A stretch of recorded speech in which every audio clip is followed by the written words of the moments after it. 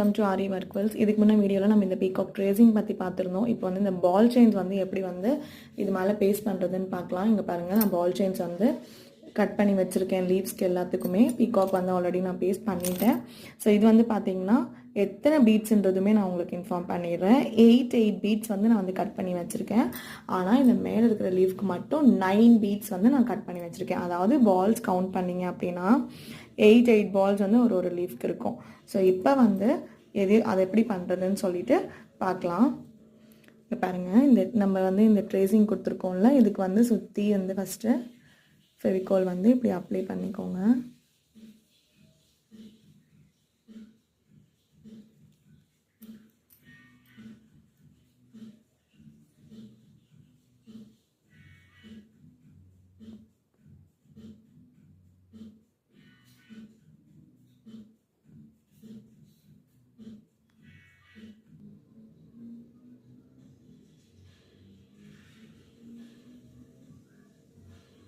இந்த மாதிரி எட்ஜஸ் நல்லா ஷார்ப்பாக வர மாதிரி பேஸ்ட் பண்ணிக்கோங்க.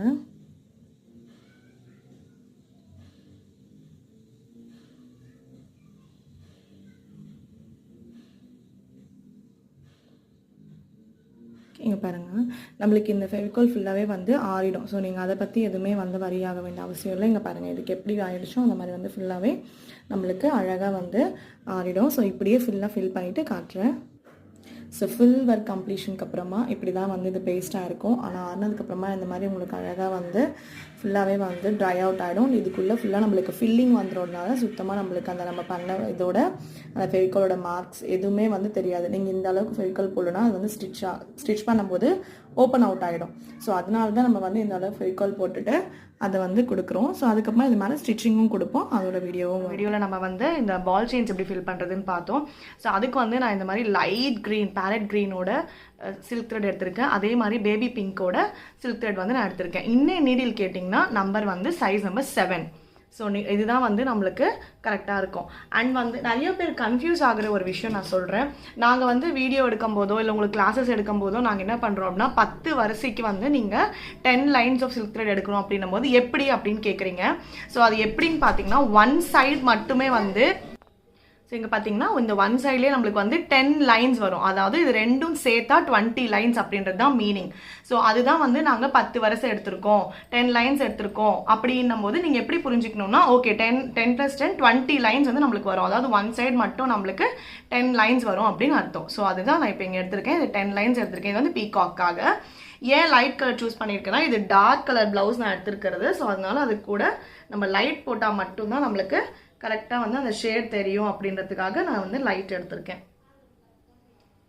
ஸோ இங்கே பாருங்கள், ஃபர்ஸ்ட் நம்ம இந்த நோஸ் பாயிண்ட் இருக்கு இல்லையா, ஸோ இந்த நோஸ் பாயிண்ட்லேருந்து இப்படி, அதாவது இந்த பால்க்கு இப்படி உள்ளேருந்து எடுக்கிறேன். ஏன்னா நீங்கள் இப்போ டைரெக்டாக எடுத்தீங்க அப்படின்னா உங்களுக்கு கேப் வந்து அதிகமாக தெரிய ஆரம்பிச்சிடும். ஸோ இது வந்து சம்டைம்ஸ் இப்படி ஏன் ஸ்டக் ஆகுது அப்படின்னா நம்மளுக்கு அந்த கம்னால மட்டும்தான். மற்றபடி நம்மளுக்கு டிசைன்லேயோ இல்லை வந்து நம்ம சில்க் த்ரெட்லேயோ நீடில்லையோ ப்ராப்ளம் கிடையாது. இங்கே பாருங்கள், இந்த மாதிரி பிடிச்சிக்கிட்டு நான் இன்னொரு ஐடியா உங்களுக்கு சொல்கிறேன். இது நான் ஃபாலோ பண்ணுற டிப் என்ன அப்படின்னு பார்த்தீங்கன்னா, இந்த மாதிரி ஒரு கன்னி நீடில் மாதிரி வச்சுக்கோங்க.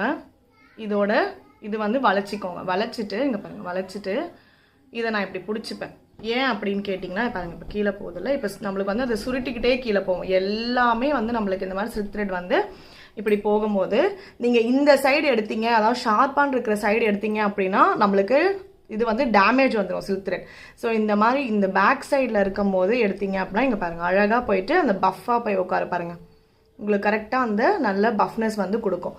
ஸோ அதனால தான் நம்ம இப்படி இழுத்து போட்டு இப்படி உட்கார வச்சோம், நல்லா நம்மளுக்கு அந்த பஃப்னஸ் கிடைக்கும். நீங்கள் நார்மலாக சில்க் த்ரெட் அப்படியே போட்டுகிட்டே போனோம் அப்படின்னா ஃபுல்லாகவே வந்து நம்மளுக்கு உள்ளேக்கு இறங்கிடும். இங்கே பாருங்கள், இப்போ நான் நார்மலாக உங்களுக்கு அந்த மாதிரி இழுக்காமல் காட்டுறேன், ஜஸ்ட் பாருங்கள்.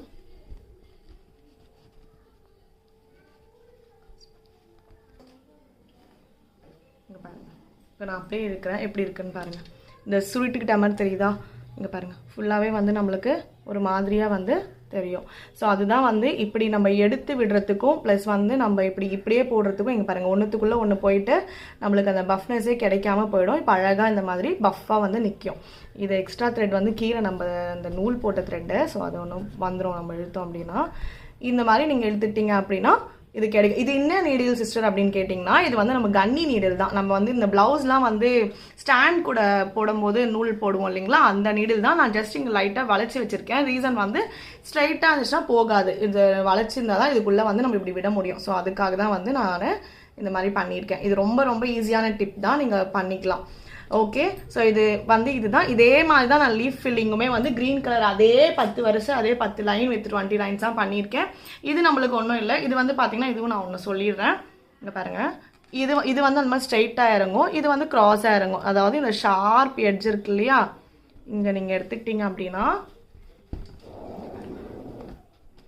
இப்படி இந்த சைடில் லீஃபோட சைடில் வந்து நம்ம இது வந்து கீழே இன்சர்ட் பண்ணுறோம். பாருங்க, இந்த லீஃபோட சைடில் வந்து நம்ம இதை இப்படி இன்சர்ட் பண்ணுறோம். ஓகேங்களா? இப்படி போடும்போது உங்களுக்கு லீஃப் ஃபில்லிங் வந்து கரெக்டாக 4 லைனில் வந்து உங்களுக்கு ஃபுல் ஆகிடும். இந்த மாதிரி போடும்போது உங்களுக்கு எக்ஸாக்டாக அந்த லீஃப் மாதிரியே தெரியும். இங்கே பாருங்கள், நம்ம ஆல்ரெடி போட்டிருக்கிறது காட்டியிருக்கோம். இது பார்த்தீங்கன்னா இந்த மாதிரி அழகாக அந்த லீஃப் மாதிரியே நம்மளுக்கு அந்த லைன்ஸாக லீஃப் மேலே நம்மளுக்கு அந்த வேர் மாதிரி இருக்கும் இல்லையா, நர்வ் சிஸ்டம் மாதிரி, அந்த மாதிரி சேம் அதே மாதிரி அழகாக நம்மளுக்கு வந்து காட்டிவிடும். ஸோ அதனால தான் இப்படி சைட்ஸில் போடுறோம். இதுக்கு மட்டும் இந்த மாதிரி க்ராஸாக போடும்போது அந்த பாடி வந்து கொஞ்சம் நம்மளுக்கு தூக்கி காட்டுற மாதிரி அழகாக இருக்கும். நான் வந்து நோஸுமே சொல்கிறேன், பட் அடுத்த வீடியோவில் பார்க்கலாம். பிகாஸ் இது 2 மட்டும் நான் இந்த வீடியோவில் டீப்பாக எக்ஸ்பிளைன் பண்ணணுன்றதுக்காக சொல்லிட்டு இருக்கேன். ஸோ தேங்க்ஸ் ஃபார் வாட்சிங் ஆரி ஒர்க் வெல்ஸ். புதுசாக பார்க்குறவங்கள தான் சப்ஸ்கிரைப் பண்ணிக்கோங்க.